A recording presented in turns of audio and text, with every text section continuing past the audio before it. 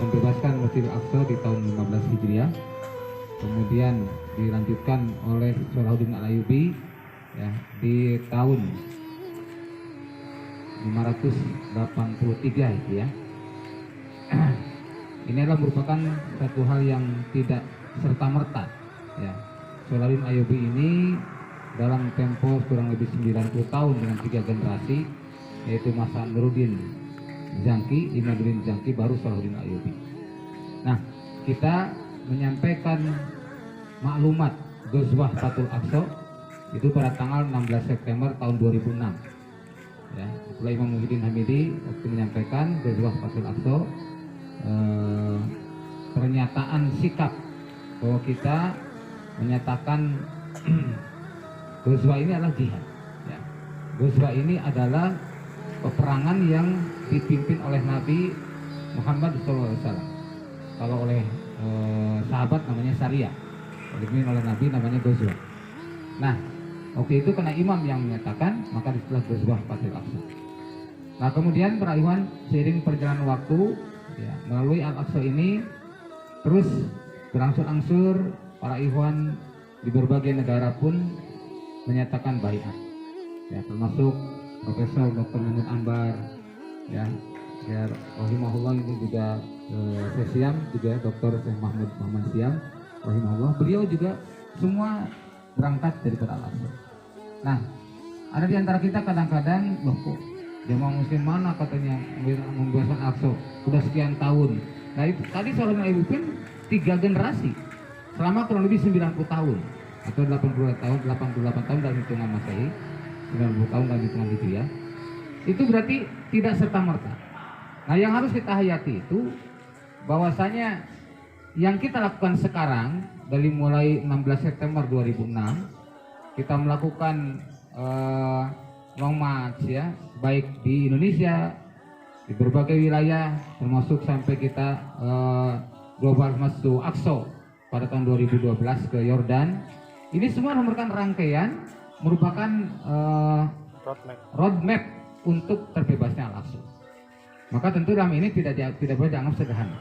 Nah, para ikhwan pun sekarang meniatkan untuk menancapkan bendera ya, di bukit-bukit, baik di Lampung, di Jawa Barat, di Jabodetabek, di beberapa tempat. Ingat bahwa ini adalah merupakan bagian dari roadmap, dan ini merupakan bagian dari pelatihan I'dad di Tahrir Al-Aqsa, pelatihan untuk membebaskan Al-Aqsa. Maka sebuah pelatihan adalah seperti kenyataan. Jadi antum jangan pikir akhirnya saya mau rekreasi, ini mau mendaki gunung, jangan. Pikirnya kami mau berjihad. Kami mau berjihad, anggap saja gunung atau bukit yang kita tempuh itulah Masjidil Aqsa. Ya, dan itu akan ditancapkan bendera di situ sehingga menyatakan atau menjadikan bukti bahwa kita sampai pada Tahrirul Aqsa, pembebasan Al-Aqsa. Maka tadi dalam setiap perjalanan jihad selalu ada halangan, rintangan, ya, ancaman, tantangan, dan bahkan ada rayuan dan godaan. Ini sangat mungkin dialami oleh antum semua. Maka harus disiapkan mental yang kuat untuk siap berani menghadapi berbagai tantangan, rintangan, ancaman, bahkan berbagai macam godaan dan cobaan tadi. Hendaklah siap. Allah berfirman, "Am hasibtum an tadkhulul jannah walama ya'lamillahu lil jahadu minkum wa ya'lamas sabirin." Jadi, apakah kalian mengirakan masuk surga? Padahal belum jelas bagi Allah kalian itu orang-orang yang berjihad di jalannya dan orang-orang yang sabar. Di antara jihad dan sabar tidak boleh dipisah.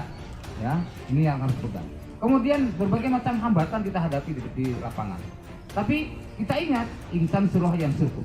Ya, kamu menolong agama Allah, Allah akan menolongmu. Alhamdulillah, kemudahan-kemudahan pun bisa. Bahkan sesuatu yang di luar akal pun itu terjadi.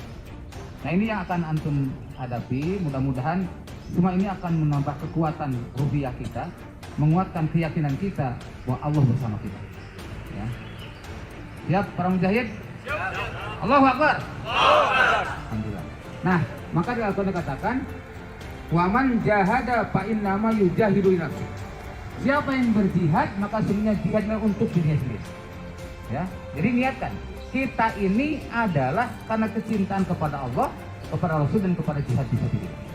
ya. Bukan karena kenapa antum ikut berangkat, saya kan diamanati wali, itu akan lain, ya, lain. Jadi oke, prosedurnya betul diamanati, tapi ketika antum berangkat jangan karena dorongan siapapun, lakukan dorongan karena Allah. Seperti Khalid bin Walid ketika dicabut dari kepemimpinannya, ya, digantikan oleh Abu Bakar bin Al-Jarrah, dia jadi prajurit biasa yang tadinya komandan perang.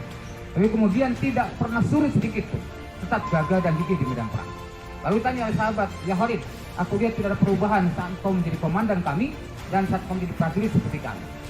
Nah, apa kata Khalid? Aku berjihad untuk Allah, bukan untuk Umar. Walaupun Khalifah Umar yang tapi aku berjihad untuk Allah, bukan untuk Umar. Ini artinya hendaknya kita luruskan niat, ya, karena Allah semata-mata. Luruskan prosedur, antum harus senantiasa berpijak di atas Al-Quran dan Sunnah.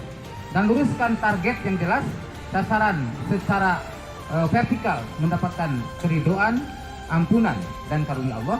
Secara horizontal adalah terbebasnya Masjidil Aqsa. Maka nanti menancapkan bendera adalah bukan satu target, ini bagian dari roadmap untuk membuatkan Al-Aqsa. Allahu Akbar. Al-Aqsa. Demikian rekayasa sekolah Ibrahim. Assalamualaikum warahmatullahi wabarakatuh. Salahuddin.